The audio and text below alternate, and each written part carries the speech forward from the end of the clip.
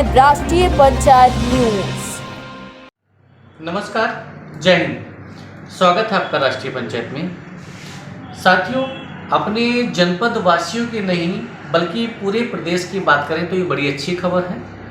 और चूँकि इस समय हम बिजनौर से हैं और बिजनौर के परिप्रेक्ष्य में बात करने जा रहे हैं, तो ये बिजनौर वासियों के लिए अच्छी खबर है।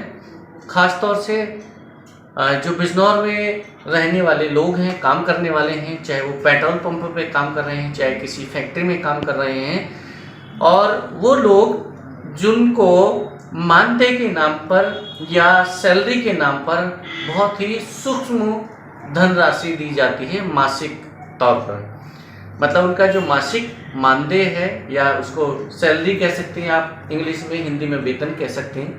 क्योंकि इस वीडियो को या हमारे जो चैनल है, डिजिटल चैनल है, इसको देखने वाले कई लोग ऐसे भी हैं जो या तो अनपढ़ हैं, साक्षर नहीं हैं, पढ़े लिखे नहीं हैं, या फिर उनको इंग्लिश थोड़ी बहुत आती है, टूटी फूटी आती है। तो ये सभी के लिए है, इसलिए ऐसी भाषा का, शब्दों का इस्तेमाल करना पड़ता है कि हर वर्ग का, पढ़ा लिखा और अनपढ़ सभी लोग इसको समझ पाएँ, समझ जाएँ। इसलिए समाचार बनाते समय, देखते समय इन सब चीज़ों का ध्यान रखने का प्रयास करते हैं। ये जो खबर है ये उन सभी लोगों के लिए फ़ायदेमंद है जो कहीं पेट्रोल पंप पे काम करते हैं। सेल्समैन यानी जब आप गाड़ी में अपनी पेट्रोल भराने जाते हैं, डीजल भरवाने जाते हैं, या अगर आपका सीएनजी वाहन है वहाँ पर उसमें उसके टैंक में सीएनजी भराने के लिए आते हैं, तो जो वहाँ पर ये काम करते हैं पेट्रोल भरने का, सीएनजी भरने का या डीजल भरने का, तो वो सेल्समैन कहलाते हैं। इसके अलावा पेट्रोल पंप पर और भी कई कर्मचारी लगे होते हैं जो वहाँ पे साफ सफाई देखते हैं, चाहे वो टॉयलेट की हो, चाहे वो परिसर की सफाई की बात हो, ऑफिस को क्लीन करने वाली बात हो, या ऑफिस में जैसे मैनेजर लोग होते हैं या कोई ऑफिस बॉय होता है, जो मालिक होते हैं या मैनेजर होते हैं, उनको फाइल आदान प्रदान करना, मैसेज कन्वे करना, जिसको सीधे शब्दों में कहें तो चपरासी, थर्ड क्लास का जो कर्मचारी होता है, फोर्थ क्लास का जो कर्मचारी होता है, सीधे शब्दों में उनको भी कह सकते हैं। लेकिन यहाँ जो खुशी की बात है वो ये है कि अब जो पेट्रोल पंप है वो फैक्ट्री एक्ट में रजिस्टर्ड होने जा रहे हैं। जी हाँ, सही सुना आपने। फैक्ट्री एक्ट को अगर हम हिंदी में बोले तो कारखाना अधिनियम, कारखाना जो अधिनियम है उसके तहत इन सभी पेट्रोल पंपों को लाया जा रहा है और उसमें इनको रजिस्टर्ड किया जा रहा है। और सभी पेट्रोल पंप कारखाना अधिनियम के तहत रजिस्टर्ड होते ही एम्प्लॉयर को जो फायदे नुकसान होंगे वो तो होंगे, लेकिन उन पे जो काम करने वाले जो कर्मचारी हैं, सेल्समैन हुआ, ऑफिस बॉय हुआ, चपरासी हुआ, मैनेजर हुआ, XYZ, मालिक के नीचे जितने भी लोग हैं, मालिक के साथ काम करने वाले जितने भी कर्मचारी हैं, वो सब इससे लाभान्वित होंगे।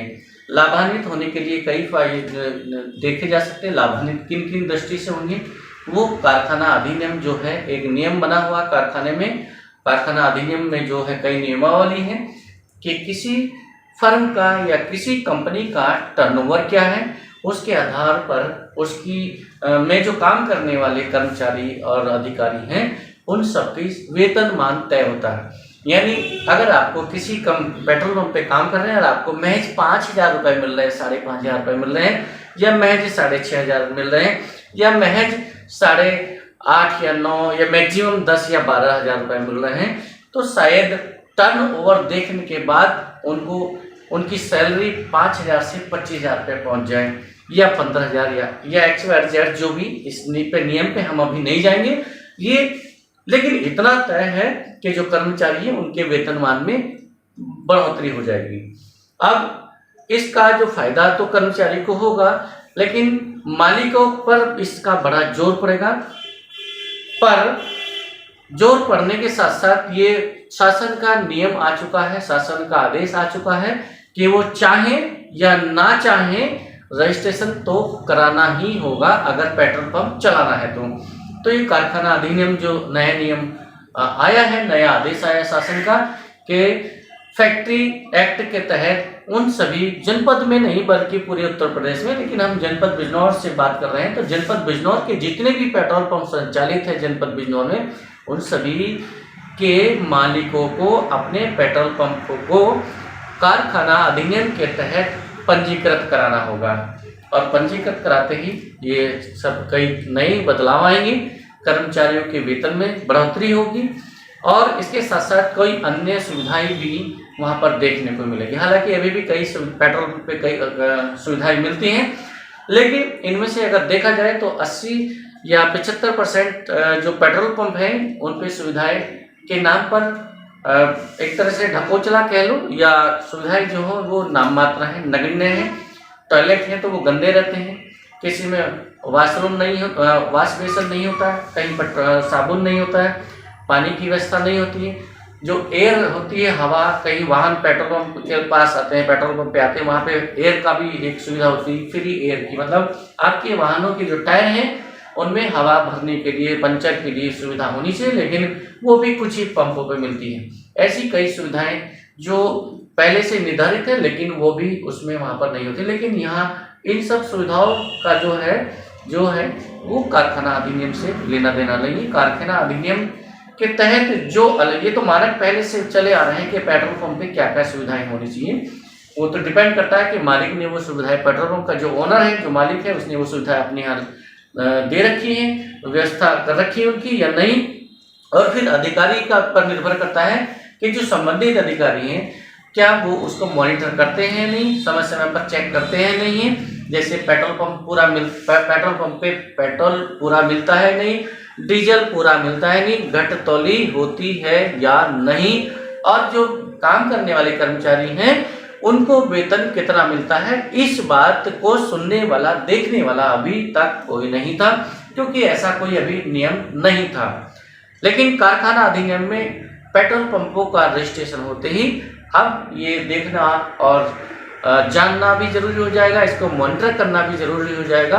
और कर्मचारी को अगर वेतन उसके अकॉर्डिंग नहीं मिल रहा है तो वो शिकायत करने के लिए भी उसको एक प्लेटफॉर्म मिल जाएगा, एक नियम बन जाएगा, एक हक बन जाएगा कि क्योंकि कई बार कुछ कर्मचारी या कुछ लोग ऐसे होते हैं कि उनके हालात ऐसे होते हैं, मजबूरी में वो काम करने के लिए विवश हो जाते हैं कि उनको काम ना होने से तो बेहतर है कि जो भी मिल रहा है उसी पे काम कर ले जाए।